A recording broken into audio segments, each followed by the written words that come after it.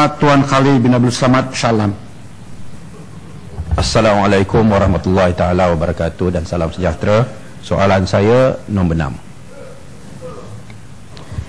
Tuan Sri Yang Dipertua, untuk makluman ahli yang berhormat, di kebanyakan bandaraya besar seperti London, New York, Seoul, Hong Kong dan Singapura, sistem pengangkutan rel bandar ataupun urban rail system dengan izin yang meliputi MRT, LRT dan tren komuter merupakan tulang belakang pada sistem pengangkutan awam. Ini adalah kerana sistem pengangkutan rel dapat membawa jumlah penumpang yang ramai dengan cara efisien dan mesra alam. Kajian mengenai MRT telah dikemukakan oleh Syarikat Prasarana Negara Berhad milik MOF diperbadankan pada tahun 2006, diikuti cadangan Dewan Bandaraya Kuala Lumpur tahun 2008 dan Suruhanjaya Pengangkutan Awam Darat SPAD bersama pihak perunding bebas Kementerian Keuangan pada tahun 2010. Kajian semasa dalam makmal Greater Kuala Lumpur Lembah Kelang yang dijalankan oleh pemandu disertai oleh pakar-pakar akademik, konsultan swasta dan juga pengusaha pengangkutan awam telah mendapati liputan pengangkutan rel di kawasan Lembah Kelang adalah kurang berbanding dengan bandaraya besar di dunia. Di Lembah Kelang, jumlah jarak rel untuk setiap juta penduduk adalah kurang daripada 20 km untuk setiap juta penduduk.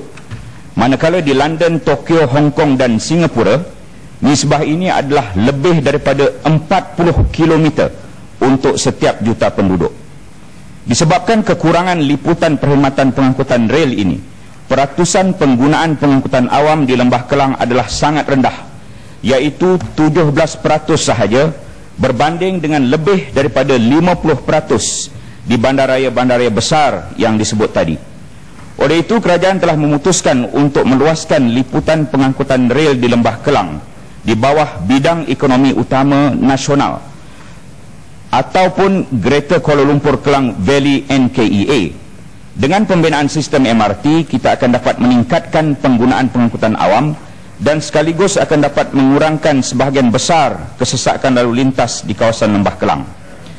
Pada 17 Disember 2010, kerajaan telah mengumumkan projek MRT Lembah Kelang akan dimulakan dengan jajaran pertama, iaitu dari Sungai Buloh ke Kajang yang jaraknya 51 km, termasuk 10 km jajaran bawah tanah dan mempunyai 31 stesen. Jajaran ini akan memberi perkhidmatan kepada lebih 1.2 juta penduduk apabila siap pada tahun 2016 dan dijangka akan membawa lebih daripada 440,000 orang penumpang sehari. Dua jajaran yang lain juga akan dibina kemudian untuk meluaskan liputan MRT. Jajaran tersebut akan dikenal pasti melalui Pelan Induk Pengangkutan Awam Kawasan Greater Kuala Lumpur Lembah Kelang yang sedang dirangka oleh SPAD. Namun begitu, pembinaan MRT sahaja tidak akan dapat mengatasi keseluruhan masalah kesesakan lalu lintas di Lembah Kelang. Langkah-langkah penambahbaikan pengangkutan awam yang lain, termasuk inisiatif di bawah bidang keberhasilan utama nasional NKRA untuk pengangkutan awam bandar, seperti penambahbaikan perkhidmatan LRT, monorail, KTM komuter, taksi dan juga bas yang dilaksanakan secara holistik adalah sangat penting dalam usaha mengatasi masalah kesesakan lalu lintas secara bersepadu. Terima kasih. Salam. Baik, terima kasih Tan Sri Speaker dan Timbalan Menteri.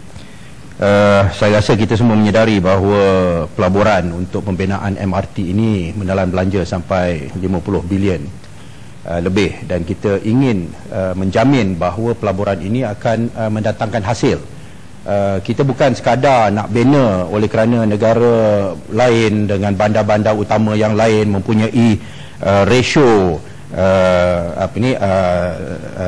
track dengan penduduk yang tertentu, maka kita pun nak buat ratio yang sama. Maksud saya ialah apabila jajaran-jajaran ini telah dikenal pasti, apakah cara kajian yang telah dilakukan untuk menentukan bahawa penduduk-penduduk di tempat-tempat yang disasarkan akan menggunakan MRT itu bila ianya disediakan. iaitu kita kena buat satu kajian yang dan analisa yang lebih mendalam, buat survey dengan penduduk-penduduk dengan cara yang lebih mendalam untuk menentukan bahawa ianya akan mencapai matlamatnya, dan kita kena nyatakan matlamat itu bahawa okey, sebagai contoh jajaran di antara Sungai Buloh dan Kajang sekarang ini jumlah kenderaan yang mengikut jalan raya adalah sekian-sekian. Tetapi apabila MRT ini sudah siap, kita nak tentukan bahawa 50% daripada penduduk di situ akan menggunakan MRT dan jumlah kenderaan di atas jalan akan dikurangkan sekian-sekian. Maka ada dia punya target, ada dia punya kajian, ada dia punya quantifiable achievement ya, untuk kita. Ceramah ke soalan ni? Berapa ramai speaker dalam dewan ni, Tan Sri? Speaker berapa ramai dalam dewan ni? Ni yang masalah dia. Lalu saya nak tanya, sejauh mana kajian yang terperinci, biar ianya merupakan satu usaha yang mempunyai sasaran. Jangan sekadar nak adakan projek supaya kita boleh kata, oh kita ada MRT. Jangan jadi, sekali-kali jangan jadi macam Bandaraya Melaka. Nakkan monorail, banner monorail, lepas tu memalukan negara kita di seluruh dunia. Soalan tambahan saya,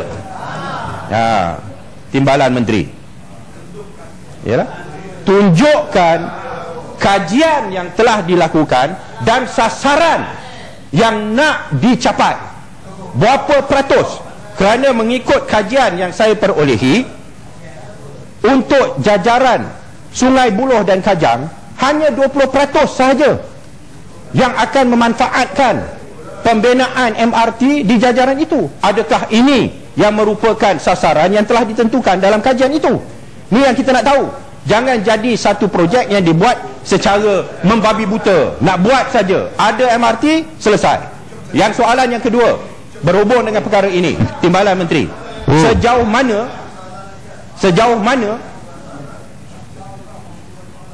perkhidmatan sokongan telah pun disatukan di dalam kajian ataupun di dalam projek yang ingin dibina. Terima kasih.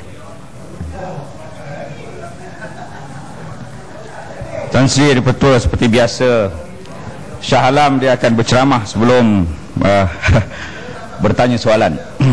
Yang pertama mengenai 50,000 juta, itu 50 bilion. Perkara itu sendiri dah tak benar dah. Saya pun tak tahu daripada mana angka yang Shah Alam katakan itu. Oleh kerana angka yang sebegitu penting dah tak benar, jadi kajian Shah Alam pun tak benar juga. Betul saudara?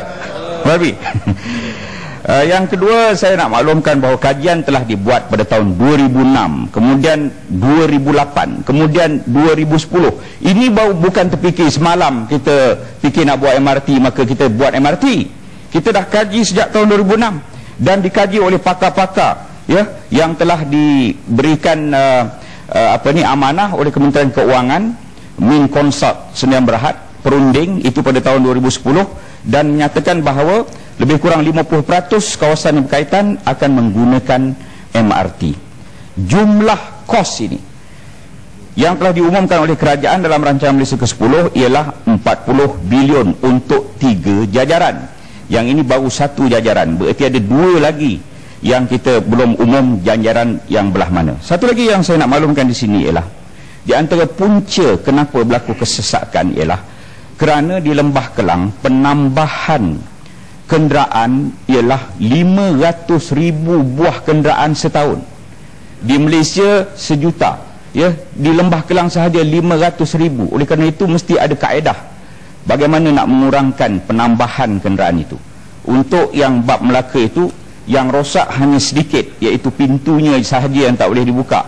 Lepasnya apabila pintu tu dah boleh dibuka, dan kita akan berikan kebenaran untuk Melaka meneruskan. Itu pun 1.2 km sahaja yang ada.